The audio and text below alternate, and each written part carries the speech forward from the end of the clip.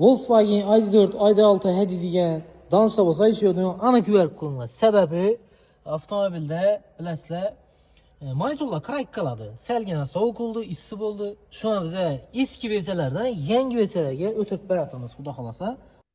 Buning foydali tarafi bo'ladi desangizlar, mashina uchun batareyalaringizni unumdorlik oshadi, rulo usilitillarni yumshoqligi, undan tashqari multimedia tizimini qatmasdan yangi Svitnoy versiyalarga o'tkazishi, qisqasi mashinani barcha blok upravleniyalari yangi avlod versiyasiga o'tadi.